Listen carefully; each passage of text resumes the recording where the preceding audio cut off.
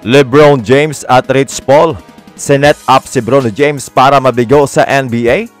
Rich Paul nagbigay ng matapang na pahayag. Marami ang masaya na magkasama na ang mag-ama na si LeBron James at Bron James sa NBA court bilang magkakampi at sila ang kauna-unahang father and son duo sa history. Pero kung may masaya ay may hindi naman natutuwa sa bagay na ito na pwedeng isipin nating concern lang ito o talagang ayaw lang sila na magkasama. Sa first 2 game ni Bron James sa NBA ngayong preseason, talagang kitang-kitang ang kanyang pag-i-struggle offensively o baka hindi niya pagamay ang sistema ni Coach JJ Redick. Sa laban nila kontra Minnesota Timberwolves ay gumawa lamang ito ng 2 points pero bumawi naman siya sa depensa kung saan nakapagtala siya ng 3 blocks. Samantalang sa kanyang pangalawang laro kontra naman Phoenix Suns ay hindi man lang ito naka-score at nakapag-commit pa ng 4 na turnover samahan pa ng 3 foul. So ang tanong ngayon, ready na ba si Bron James para sa NBA? Ayon sa ilang executive ng NBA na hindi naman binanggit ang pangalan, na ang expectation daw ng fan base ni LeBron at ni Rich Paul para kay Bron James ay napakalayo sa realidad ng kanyang laro. At kung may totoong idea daw sila kung gaano kalayo ang laruan ni Bron James ay hindi daw nila ito gagawin na ipadrop nga si Bronny sa NBA. Ayon pa sa isang executive ng Eastern Conference, sinet up daw si Bronny para mabigo.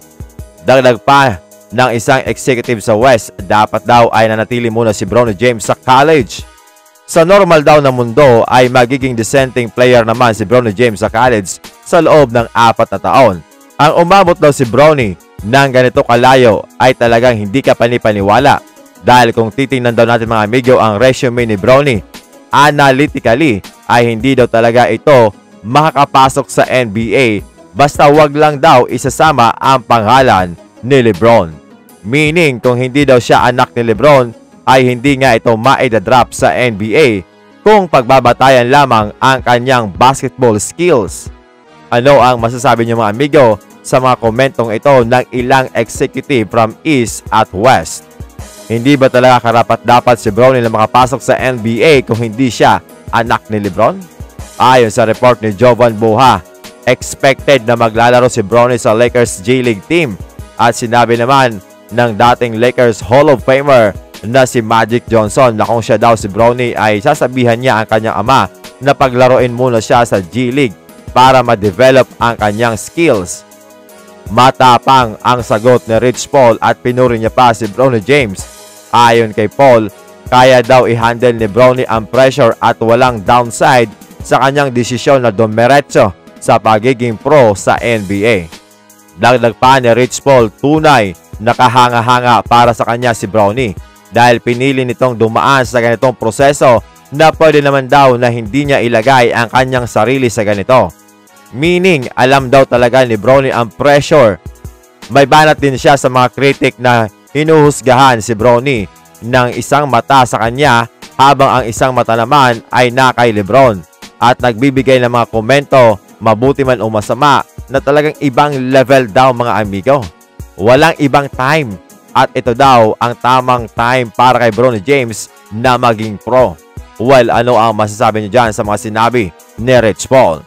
Samantala, halimaw naman ang preseason debut ni Zaccharie Richacher ng Atlanta Hawks kung saan gumawa siya ng 18 points, 3 rebounds, 2 assists, shooting 7 of 9 from the field at 3 of 4 from downtown.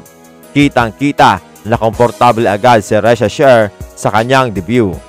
Samantala, malupit din ang unang laro ng Miami Heat center na si Kelly Ware kung saan gumawa ito ng 13 points, 3 rebounds, 2 steals, 3 blocks while shooting 5 of 8 from the field.